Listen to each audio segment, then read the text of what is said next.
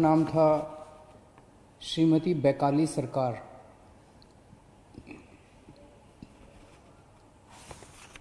Corona की इस महामारी के दौर में वो दिल्ली के लोगों की सेवा करते करते उन्हें खुद कोरोना हो गया और उनका 4 मई को देहांत हो गया।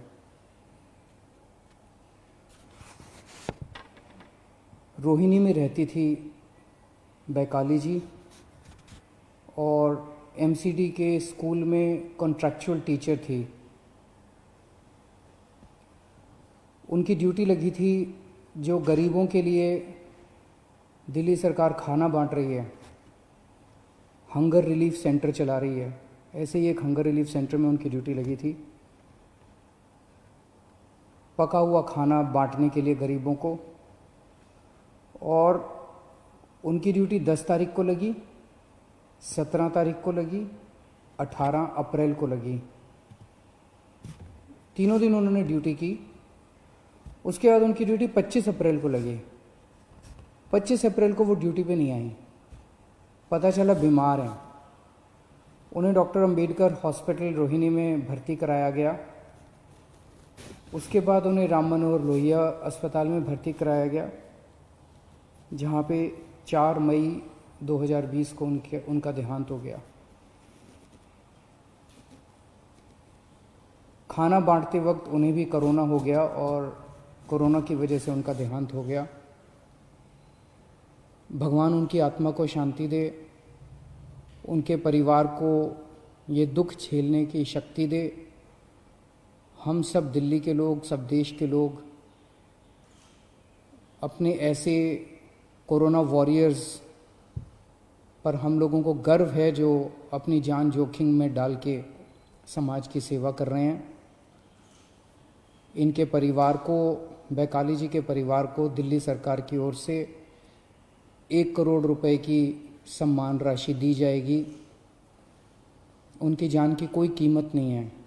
अपने घर का कोई चला जाता है, उसकी जान की कोई कीमत नहीं होती है, लेकिन फिर भी उनके जाने के बाद उनके परिवार की मदद के लिए दिल्ली सरकार उनके परिवार को 1 करोड़ रुपए की सम्मान राशि देगी। दिल्ली में कई सारे कंस्ट्रक्शन पे काम करने वाले मजदूर हैं, गरीब लोग हैं और कोरोना की सबसे बड़ी मार गरीबों को पड़ रही है। पिछले महीने हमने कंस्ट्रक्शन वर्कर्स की मदद करने के लिए सबके बैंक अकाउंट में 5-5 हज़ार रुपये डलवाए थे। इस महीने फिर से उनकी मदद करने के लिए हम लोग उनके अकाउंट में 5-5 हज़ार रुपये और डलवा रहे हैं। कुछ के अकाउंट में डल चुके हैं दोबारा और जो बच गए उनके अकाउंट में और डलवा रहे हैं। ये वाला तीसरा लॉकडाउन 17 मई तक है।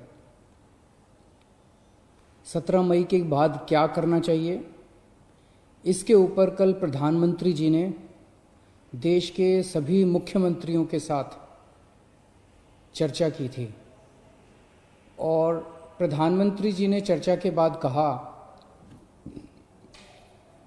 कि कौन सा राज्य क्या चाहता है, आप कितनी ढिलाई चाहते हैं लॉकडाउन में, क्या क्या चीज़ें शुरू करना चाहते हैं।